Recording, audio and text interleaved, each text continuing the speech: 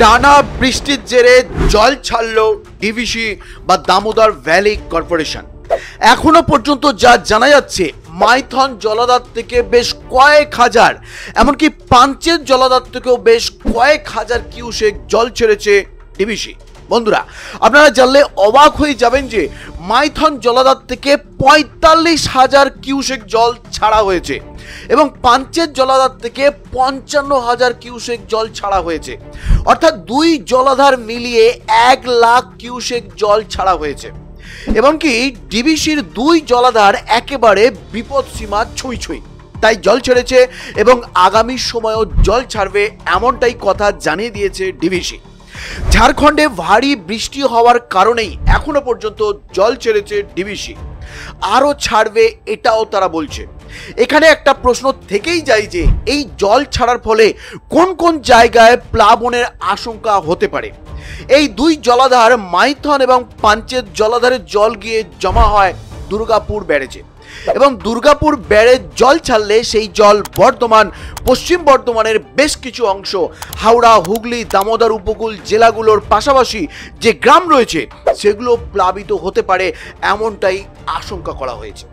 যদিও জেলা প্রশাসন থেকে সতর্কবার্তা দেওয়া হয়েছে, ডিভিসির থেকেও সতর্কবার্তা দেওয়া হয়েছে রাজ্যকে। যদিও নবান্ন অনেক সতর্ক, এ বিষয়ে ইতিমধ্যে মুখ্য সচিব বৈঠক ডেকেছেন। চলুন বন্ধুরা, সেই বৈঠকের ব্যাপারে বিস্তারিত জেনে নেওয়া যাক। কারণ ডিভিসি জল ছাড়া মানে এই সমস্ত জেলাগুলি প্লাবিত হওয়ার আশঙ্কা থাকে এবং পুজোর আগে ভেসে যাওয়ার আশঙ্কা রয়েছে মানুষের। চলুন বন্ধুরা, এবার জেনে নেওয়া যাক নবান্ন কতটা গুরুত্বের সাথে দেখছে এই বিষয়টিকে। ক্রমাগত ডিভিসি থেকে যে পরিমাণ জল ছাড়া হচ্ছে, এই 7 জেলা পশ্চিম বর্ধমান, পূর্ব বর্ধমান, বাঁকুড়া, হুগলি, হাওড়া এবং বীরভূম প্লাবিত হওয়ার আশঙ্কা রয়েছে। আর সেই জন্যই প্রশাসন কিছু গুরুত্বপূর্ণ পদক্ষেপ অবলম্বন করেছেন। প্রথমটি হলো, যে অঞ্চলগুলিতে মানে এই 7 জেলার যে অঞ্চলগুলি প্লাবিত হওয়ার আশঙ্কা রয়েছে সেখানকার বাসিন্দাদের নিরাপদ জায়গায় সরিয়ে নিয়ে যেতে হবে এবং সেই কাজ খুব দ্রুত শুরু করতে হবে। দ্বিতীয়ত হলো, সিভিল ডিফেন্সের টিম প্রস্তুত করে রাখা হয়েছে। এই 7 জেলার অঞ্চলগুলির জেলা শাসক বা পুলিশ সুপাররা মনে করছেন যে সিভিল ডিফেন্সের টিম পাঠানোর প্রয়োজন রয়েছে, আর সেই অঞ্চলগুলিতে সিভিল ডিফেন্স টিম আগে থেকেই পাঠিয়ে রাখা হয়েছে। তৃতীয়ত, কন্ট্রোল রুম চালু করার নির্দেশ দিয়েছেন প্রশাসন। জেলা এবং মহকুমা স্তরে বিশেষত এই 7 জেলায় কন্ট্রোল রুম চালু করার নির্দেশ দেওয়া হয়েছে। পাশাপাশি ডিভিসি থেকে কি পরিমাণ জল ছাড়া হচ্ছে তার প্রতিনিয়ত খবর সেচ দপ্তরের আধিকারিকরা এই 7 জেলার জেলা শাসকদের জানাবেন।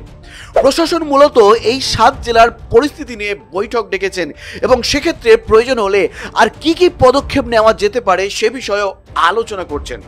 ডিভিসি থেকে এখনো পর্যন্ত যে পরিমাণ জল ছাড়া হয়েছে তাতে দেখা যাচ্ছে হুগলির কয়েকটি অংশ, পশ্চিম মেদিনীপুরের কয়েকটি অংশ, পশ্চিম বর্ধমানের বেশ কয়েকটি অংশ, বাঁকুড়ার কয়েকটি অংশ প্লাবিত হওয়ার আশঙ্কা তৈরি হয়েছে। আশা করি প্রশাসনের এই পদক্ষেপগুলি ওই সকল জেলার মানুষদের আশ্বস্ত করবে এবং তাদের সম্পূর্ণরূপে সুরক্ষিত রাখবে।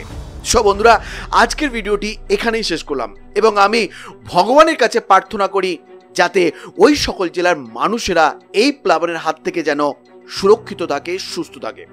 ভিডিওটি শেষ পর্যন্ত দেখার জন্য আপনাদের অসংখ্য ধন্যবাদ।